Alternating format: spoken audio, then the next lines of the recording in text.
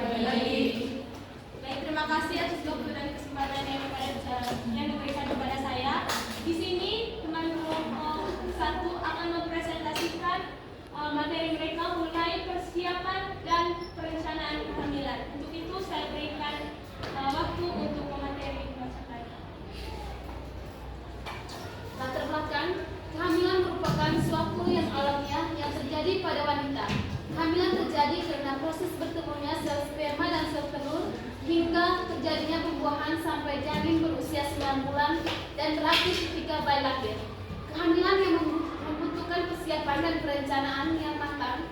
Persiapan perencanaan kehamilan adalah suatu upaya dalam mencegah kehamilan berisiko tinggi dan meningkatkan kesehatan reproduksi pada masa prakonsepsi hingga persiapan dan perencanaan sebelum masa kehamilan sangat penting agar mewujudkan kehamilan yang sehat. Idealnya kehamilan harus direncanakan, diinginkan, dan dijaga agar pertumbuhan dan perkembangan yang berjalan dengan optimal. Subtopik yang akan kami bahas di sini yaitu yang pertama, persiapan dan perencanaan kehamilan. Yang kedua, imunisasi TT dengan kaitannya dengan persiapan kehamilan. Yang ketiga, persiapan aspek psikologis. Yang keempat, kesiapan aspek fisik. 5. Suplai nutrisi dalam persiapan dan perencanaan kehamilan. Yang terakhir, faktor yang mempengaruhi persiapan dan perencanaan kehamilan. Yang pertama, persiapan dan perencanaan kehamilan. A. Persiapan kehamilan.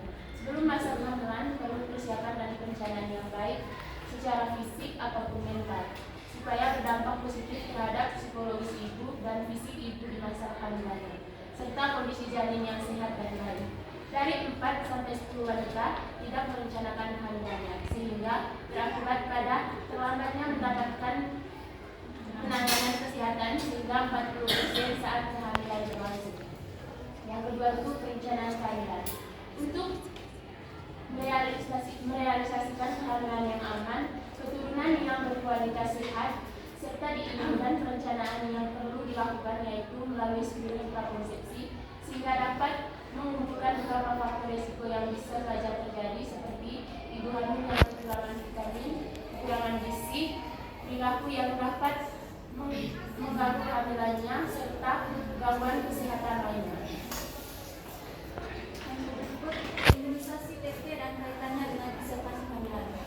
Imunisasi adalah salah satu upaya untuk memberikan kekebalan ke dalam tubuh seseorang, diberikan secara kontinu sesuai SOP guna memberikan perlindungan kesehatan bagi yang mendapatkannya serta mencegah penularan penyakit tersebut kepada orang lain. Imunisasi TT yang diberikan merupakan hal penting yang dilakukan sebelum ibu merencanakan pernikahan atau kehamilan. Imunisasi ini bertujuan untuk mencegah dari penyakit tetanus toxoid. Jadwal imunisasi TT. Status yang pertama, status TT pertama.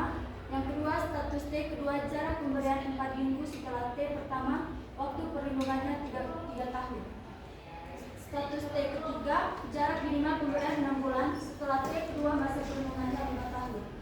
Status T keempat, jarak minimal pemberian 1 tahun setelah T 3, masa perlindungannya 10 tahun. Status T5, interval minimal pemberian 1 tahun setelah T keempat, waktu perlindungan kurang dari 25 tahun.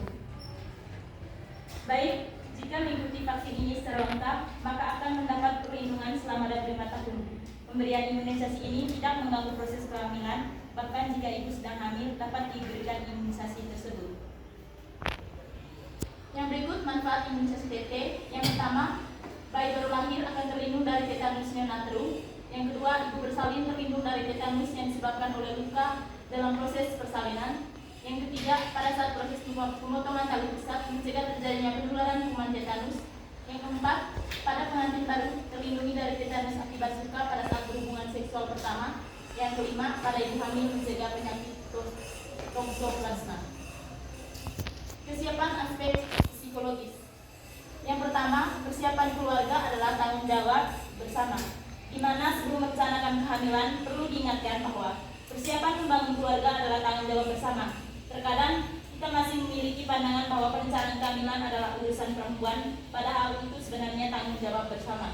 Yang kedua, memiliki pemahaman dan peranan yang sama antara suami dan istri terkait masalah parenting dan kehamilan, di mana dalam proses kehamilan suami istri harus mengetahui perannya masing-masing. Ketika seorang istri hamil, suami harus bertanggung jawab terhadap semua kebutuhan istri.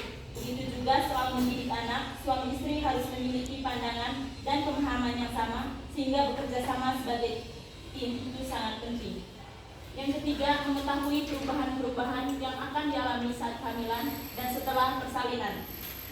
Di mana ketika sepasang suami istri telah mengetahui perubahan apa saja yang akan terjadi ketika masa kehamilan dan setelah persalinan, maka sedikit kemungkinan terjadi resiko konflik yang ditimbulkan oleh perubahan-perubahan tersebut.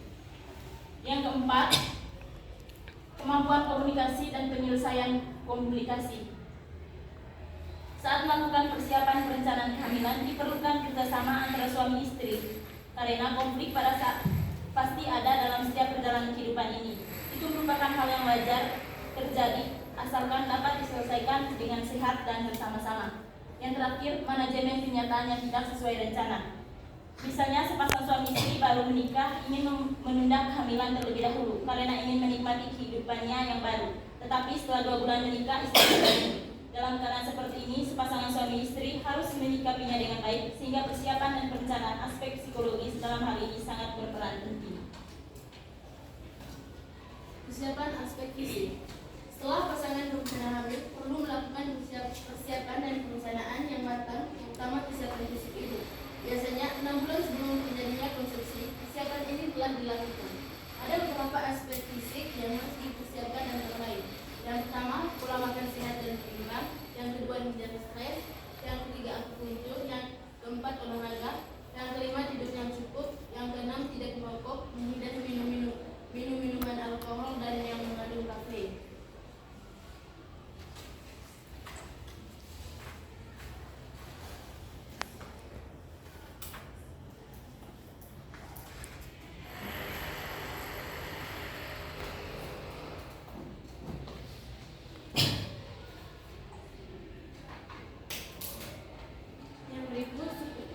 Suplai nutrisi dalam persiapan dan perencanaan kehamilan.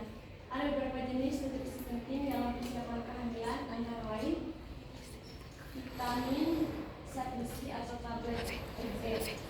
Tablet ini sangat penting guna menambah kadar HB, khususnya bagi ibu hamil yang sedang mengalami kekurangan zat besi. Sangat dianjurkan sekali meminumnya tablet FB ini. Vitamin zat besi bisa terdapat dalam daging merah seperti kambing, sapi, domba, kacang-kacangan, daging ayam terutama hati ayam dan sayur daun singkong. Yang ke B, asam folat. Asam folat membantu metabolisme pada saat proses pembuahan. Asam folat sangat berperan penting. Kandungan folik asid terdapat pada biji-bijian juga kuning telur. Yang ke C, vitamin C. Vitamin C bermanfaat penyerapan FB dalam tubuh. Selain sudah didapat, vitamin C juga sudah tidak asing lagi bagi semua kalangan, sehingga dapat dikonsumsi baik oleh istri maupun suami untuk kesuburannya. Contohnya adalah buah jambu biji, buah jeruk, pepaya, apel. Selamat pagi untuk kita semua. Terima kasih atas waktu dan kesempatan yang telah diberikan kepada saya. Saya selaku moderator akan membuka diskusi untuk kelompok 2. Jadi mereka akan mempresentasikan materi tentang memahami tentang psikologi perempuan dan keluarga dalam persiapan kesehatan kehamilan sehat. Baik, langsung saja saya akan berikan kesempatan untuk mempresentasikan materi.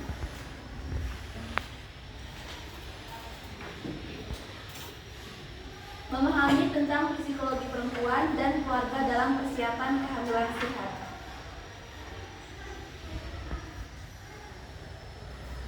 Yang pertama, latar belakang. Kehamilan pada umumnya memberikan arti emosional yang sangat besar kepada setiap wanita karena kehamilan merupakan salah satu ekspresi perwujudan diri dan perwujudan identitas sebagai calon ibu. Kehamilan juga merupakan kebanggaan tersendiri bagi wanita untuk mewujudkan feminisme dan untuk mewujudkan jati diri seorang wanita tersebut. Proses kehamilan pada umumnya mendatangkan suatu kebahagiaan tersendiri bagi wanita, walaupun kehamilannya tersebut mengandung resiko mempertaruhkan jiwa dan raga khususnya pada saat melahirkan bayinya. Selama kehamilan, kebanyakan wanita mengalami perubahan psikologis dan emosional. Perubahan fisik dan emosional yang kompleks memerlukan adaptasi terhadap penyesuaian pola hidup dengan proses kehamilan yang terjadi. Teori yang dikemukakan oleh Handayani pada tahun 2014, perhatian dan dukungan dari orang-orang terdekat, terutama suami, sangat membantu dalam mengatasi kecemasan yang dialami ibu hamil karena perubahan baik fisik maupun psikologis yang terjadi selama kehamilan. Subtopik yang akan kami bahas itu yang pertama, konsep dasar psikologis perempuan, menilai kesehatan mental perempuan, riwayat KDRT pada perempuan dan kaitan dengan persiapan kehamilan, dukungan keluarga dalam mempersiapkan kehamilan, faktor psikososial dan kaitannya dalam persiapan kehamilan. Selanjutnya A. Konsep dasar psikologis perempuan. Psikologis perempuan merupakan bidang penyelidikan ilmiah dan dapat menelusuri kembali akar studi awal tentang perbedaan jenis kelamin. Namun bidang ini mencakup lebih dari variasi tersebut.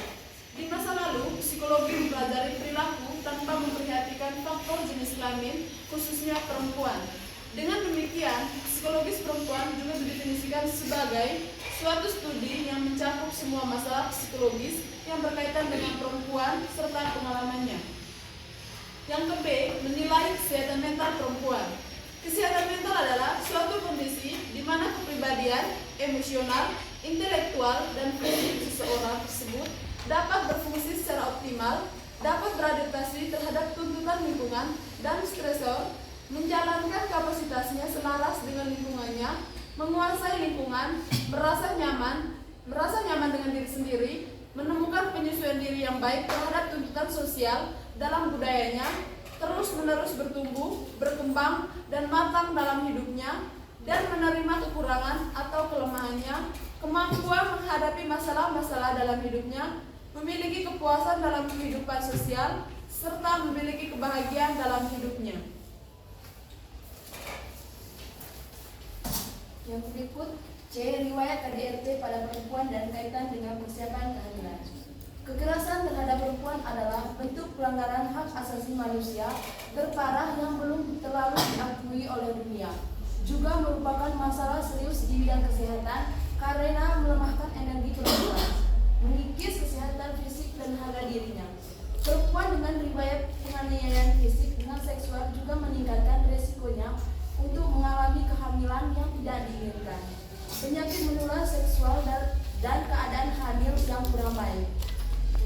Bentuk KDRT terhadap perempuan. Yang pertama, tindakan kekerasan fisik. Yang kedua, tindakan kekerasan non fisik. Yang ketiga, tindakan kekerasan psikologis atau jiwa. Kaitannya dengan persiapan kehamilan. Yang pertama yaitu kekerasan dalam rumah tangga seringkali menggunakan paksaan yang kasar untuk menciptakan hubungan kekuasaan di dalam keluarga. Nah, pada saat wanita ingin merencanakan kehamilan, wanita juga tidak boleh stres karena akan mengganggu proses kehamilan.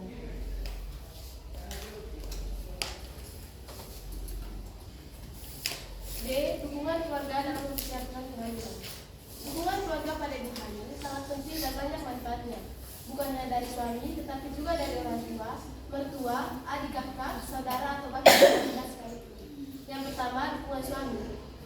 Peran suami sangat dibutuhkan atau harus ada sepanjang proses kehamilan. Ada beberapa bentuk dukungan suami, yaitu dukungan sosial, dukungan tambahan atau instrumen, dukungan emosional, dan dukungan informasi. Yang kedua, dukungan dari keluarga. Dukungan keluarga saat sedang hamil juga sangat penting. Seluruh anggota keluarga harus turut ambil bagian mendukung si ibu hamil agar lebih siap menjadi orang tua kelak. Yang ketiga, dukungan dari lingkungan. Tetangga bisa menjadi keluarga terdekat yang mau membantu jika dibutuhkan sepanjang waktu. Contohnya, harus selalu membicarakan hal-hal baik dan memberi nasihat positif. Bisa juga membagikan pengalaman hamil dan melahirkan, dan bersedia membantu berbagai keperluan semasa hamil atau saat melahirkan. Baik, berikutnya faktor psikososial dan kaitannya dalam persiapan kehamilan. Kondisi stres memicu perubahan fisiologik, peningkatan kadar hormonal dan resistensi terhadap aliran darah arteri yang dapat mengganggu aliran darah normal ke plasenta. Stres pada ibu hamil dapat meningkatkan komplikasi persalinan. Oleh karena itu, pada saat ibu ingin mempersiapkan kehamilan, tidak boleh mengalami stres psikososial. Baik, kesimpulannya, dengan demikian psikologi perempuan juga didefinisikan sebagai suatu studi yang mencakup semua masalah psikologis yang berkaitan dengan perempuan serta pengalamannya. Selama kehamilan, kebanyakan wanita mengalami perubahan psikologis dan emosional. Perubahan fisik dan emosional yang kompleks memerlukan adaptasi terhadap penyesuaian pola hidup dengan proses kehamilan yang terjadi. Sangatlah penting menyiapkan kehamilan, terutama dalam hal menyiapkan kesehatannya, khususnya terkait nutrisi, olahraga, kebiasaan yang dapat mengganggu kehamilan, misalnya merokok, minum minuman keras, polusi lingkungan, dan mengurangi stres. Baik, itu saja presentasi dari kelompok 2. Sesi selanjutnya saya beri kesempatan kepada teman-teman kelompok lain untuk memberikan pertanyaan. Selamat pagi teman-teman. Lagi baik kelompok 3 kami presentasikan materi tentang judul mampu memberdayakan perempuan melalui konseling pranikah pada penderita sifilis, HIV, dan hepatitis B. Waktu dan kesempatan saya persilakan kepada teman kelompok 3 untuk mempresentasikan. Konseling pranikah merupakan dukungan yang berbasis pengetahuan dan keterampilan untuk memberikan informasi tentang pernikahan guna menjaga dan memperkuat hubungan pasangan yang akan menikah. Konseling pranikah bertujuan untuk mempersiapkan calon pengantin secara fisik dan mental untuk kehidupan berkeluarga yang sehat, termasuk memahami aspek kesehatan reproduksi dan perencanaan keluarga. Bagi penderita penyakit ini, konseling sangat penting untuk merencanakan kehamilan yang aman dan sehat.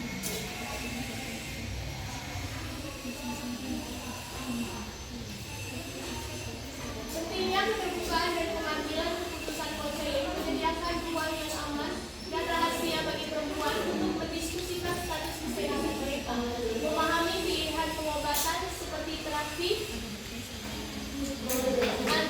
antiretroviral atau ARV untuk HIV yang efektif mencegah penularan jika dilakukan dengan baik, dan membuat keputusan yang tepat bersama pasangan.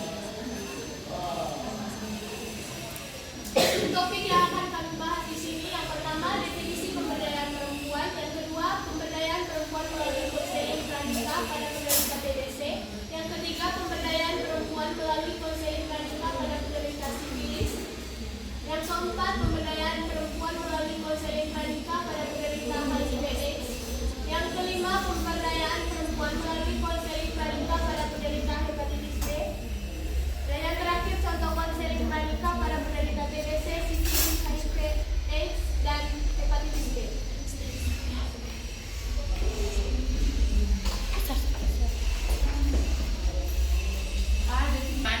Pengetahuan dan kemandirian perempuan agar mampu mengambil keputusan terkait kesehatan diri dan keluarga, memiliki kendali atas tubuh, reproduksi, dan masa depan, mengurangi risiko kehamilan tidak terencanakan maupun komplikasi. Pemberdayaan perempuan melalui konseling pranikah dan praktisi adalah upaya penting untuk menjaga kesehatan, kemandirian, dan kemampuan perempuan dalam mengambil keputusan tentang tubuh dan masa depan. B. Pemberdayaan perempuan melalui konseling pranikah pada penderita TBC. Pemberdayaan perempuan penderita TBC merupakan pendekatan penting yang berfokus pada dukungan holistik, termasuk aspek kesehatan, sosial, dan ekonomi. Hal ini diperlukan karena pasien TBC perlu sering menghadapi tantangan unik seperti stigma ganda, tanggung jawab logistik, dan hambatan dalam mengakses layanan kesehatan yang responsif gender. Yang pertama itu strategi pemberdayaan yang efektif melibatkan berbagai pemangku kepentingan dari pemerintah hingga komunikasi lokal. Yang kedua, dukungan psikologis dan pengurangan stigma. Yang ketiga, akses layanan kesehatan yang responsif gender. Yang keempat, pemberdayaan ekonomi.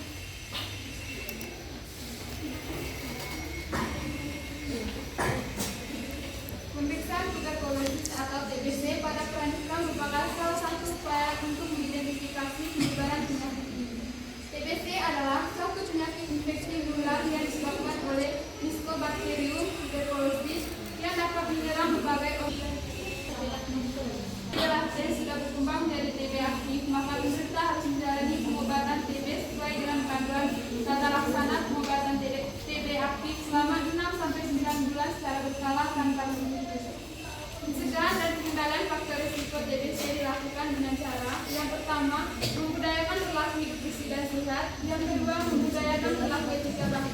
Yang ketiga, melakukan pemeliharaan dan perbaikan kualitas perumahan dan lingkungan yang sesuai standar masyarakat.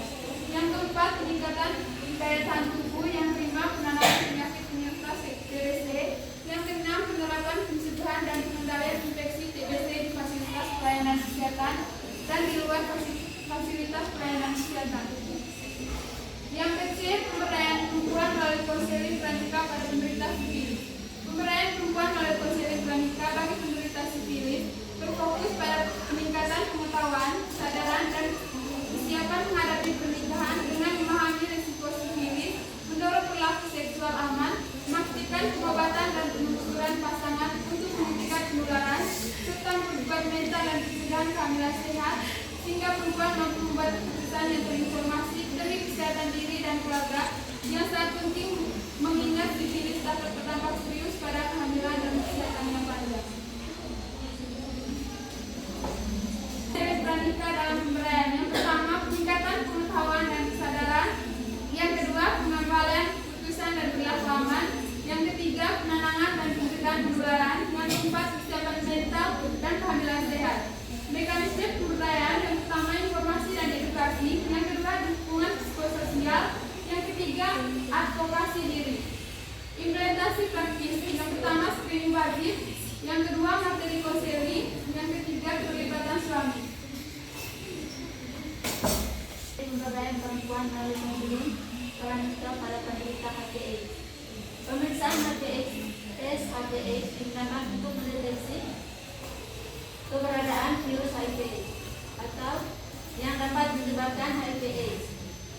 Tes ini melibatkan deteksi antibodi terhadap HIV atau virus sendiri, mengidentifikasi infeksi HIV/AIDS pada tahap awal sehingga dapat dilakukan intervensi medis yang tepat, mendiskusikan pasangan mengenai risiko penularan dan langkah-langkah pencegahan yang perlu diambil, mencegah penularan HIV/AIDS kepada pasangan dan bayi yang akan dilahirkan di masa depan.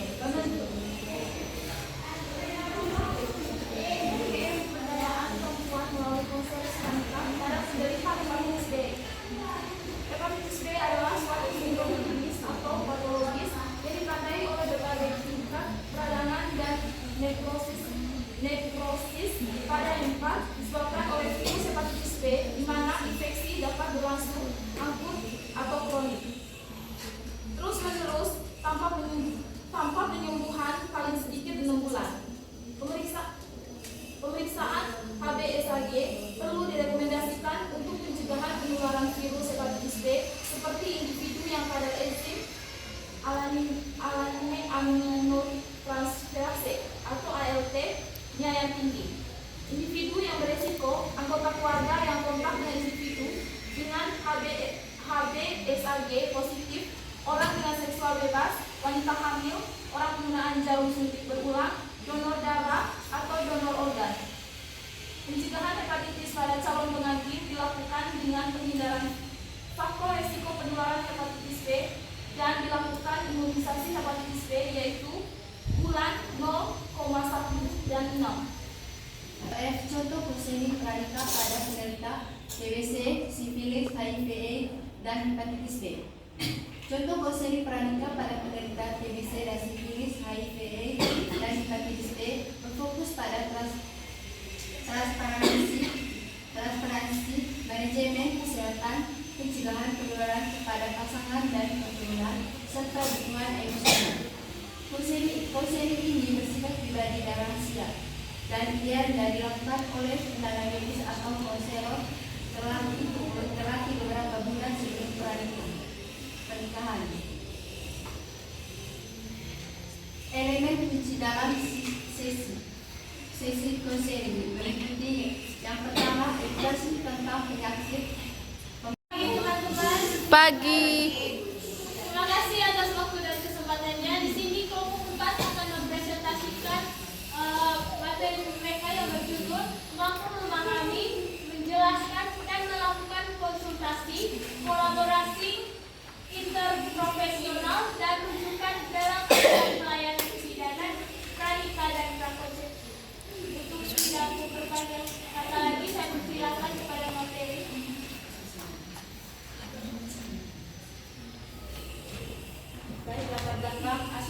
kebidanan pranika dan prakonsepsi merupakan bagian dari pelayanan kesehatan reproduksi yang berfokus pada upaya promotif dan preventif sebelum terjadinya kehamilan. Kondisi kesehatan ibu sebelum hamil sangat berpengaruh terhadap hasil kehamilan dan kesehatan baik. Berbagai masalah kesehatan seperti anemia, kekurangan energi kronis, penyakit infeksi, penyakit tidak menular, serta gangguan kesehatan reproduksi masih banyak ditemukan pada wanita usia subur. Konsultasi dan kolaborasi interprofesional sangat diperlukan. Konsultasi dilakukan berbeda-beda untuk memerlukan pendapat atau saran dari tenaga kesehatan lain. Sedangkan kolaborasi interprofesional merupakan kerjasama antara bidan dengan dokter, ahli gizi, psikologi, dan tenaga kesehatan lainnya dalam memberikan pelayanan yang berkomprehensif dan berkesinambungan. Subtopik yang pertama itu pengertian asuhan pelayanan kebidanan pranika dan prakonsepsi. Yang kedua menjelaskan konsultasi dalam asuhan pelayanan kebidanan pranika dan prakonsepsi. Yang ketiga menjelaskan kolaborasi interprofesional dalam asuhan pelayanan kebidanan pranika dan prakonsepsi. Yang keempat menjelaskan rujukan dalam asuhan kebidanan pranika dan prakonsepsi. Lihat asuhan pelayanan kebidanan pranika dan prakonsepsi. Asuhan kebidanan pranika adalah upaya persiapan kehamilan sehat yang dilakukan sebelum pranika, mencakup serangkaian pelayanan kesehatan komprehensif untuk memastikan calon pengantin dalam kondisi optimal untuk merencanakan kehamilan. Asuhan kebidanan prakonsepsi adalah pelayanan kesehatan yang diberikan kepada pasangan usia subur atau PUS atau wanita yang merencanakan kehamilan bertujuan untuk mempersiapkan kondisi fisik, mental, dan sosial yang optimal sebelum terjadinya konsepsi. Menjelaskan konsultasi dalam asuhan pelayanan kebidanan pranika dan prakonsepsi. Konsultasi dalam asuhan pelayanan kebidanan pranika dan prakonsepsi adalah proses komunikasi dua arah antara bidan dan calon pengantin atau pasangan usia subur yang bertujuan untuk memberikan informasi, bimbingan, dan pemecahan masalah kesehatan reproduksi sebelum menikah dan sebelum kehamilan agar tercapai kondisi kesehatan yang optimal. Melalui konsultasi ini, bidan membantu klien untuk yang pertama memahami kondisi kesehatan diri dan pasangan, yang kedua mengidentifikasi faktor risiko sebelum kehamilan, yang ketiga mendapatkan saran terkait istri, gaya hidup sehat, dan perencanaan kehamilan. Tujuan konsultasi pranika dan prakonsepsi yang pertama meningkatkan pengetahuan kesehatan reproduksi, yang kedua mencegah komplikasi kehamilan dan persalinan, yang ketiga menurunkan risiko anemia, AIDS, dan penyakit kronis, yang keempat mendukung kelahiran bayi. Informasi adalah pengetahuan yang didapatkan dari pembelajaran, pengalaman, atau instruksi. KIE atau komunikasi informasi dan edukasi. Kesehatan merupakan metode penyebar luas informasi yang dilakukan secara sistematis untuk memberikan kesempatan kepada masyarakat dan membantu meningkatkan pengetahuan, pemahaman tentang kesehatan. KI. Di antaranya adalah pemeriksaan fisik dan status gizi serta pemeriksaan laboratorium. Pemeriksaan fisik dilakukan untuk mengidentifikasi status kesehatan dengan mengukur denyut nadi, frekuensi nafas, dan suhu tubuh. Sedangkan pemeriksaan status fisik dilakukan untuk deteksi dini anemia dan kekurangan energi protein melalui pengukuran berat badan, tinggi badan, lingkar lengan atas atau lila, dan sebagainya. Menjelaskan kolaborasi interprofesional dalam asuhan pelayanan kebidanan pranika dan prakonsepsi. Kolaborasi interprofesional adalah proses di mana tenaga kesehatan dari berbagai latar belakang disiplin ilmu bekerja sama sebagai satu tim untuk memberikan perawatan yang terintegrasi dan komprehensif kepada pasien. Beberapa manfaat utama dari kolaborasi interprofesional dalam meningkatkan kesehatan secara holistik meliputi: yang pertama, peningkatan kesehatan pasien; kedua, peningkatan kepuasan pasien; yang ketiga, peningkatan kualitas pelayanan; dan yang keempat, pemahaman yang lebih mendalam. Yang kelima, peningkatan efisiensi dan efektivitas. Yang keenam, pemenuhan kebutuhan pasien. efisien. Tujuan kolaborasi interprofesional dalam asuhan pelayanan kebidanan: 1. Meningkatkan kualitas pelayanan kesehatan calon pengantin. 2. Mendeteksi dan menjaga masalah kesehatan sejak dini. 3. Mempersiapkan kehamilan yang sehat dan aman. 4. Menurunkan angka kematian ibu dan bayi. Yang kelima, meningkatkan efektivitas edukasi dan konseling. 6. Mendukung pengambilan keputusan yang tepat. 7. Mewujudkan pelayanan dan kesinambungan. 8. Meningkatkan kepuasan dan kepercayaan calon pengantin. Menjelaskan rujukan dalam asuhan kebidanan pranikah dan prakonsepsi. Salah satu kelemahan pelayanan kesehatan adalah pelaksanaan rujukan yang kurang cepat dan tepat. Rujukan bukan satu kekurangan, melainkan suatu tanggung jawab yang tinggi dan mendahulukan kebutuhan masyarakat. Kita ketahui bersama bahwa tingginya kematian merupakan masalah kesehatan yang dihadapi oleh bangsa kita. Sistem rujukan dalam mekanisme pelayanan kebidanan adalah suatu perlimpahan tanggung jawab timbal balik atau kasus atau masalah kebidanan yang timbul baik secara vertikal maupun horizontal. Rujukan vertikal maksudnya adalah rujukan dan komunikasi antara satu unit ke unit yang telah lengkap, misalnya dari rumah sakit kabupaten ke rumah sakit provinsi atau rumah sakit TC ke rumah sakit UPB yang lebih spesialitas dan personal. Rujukan unit yang ada dalam satu rumah sakit, misalnya antar bagian kebidanan dan bagian ilmu kesehatan anak.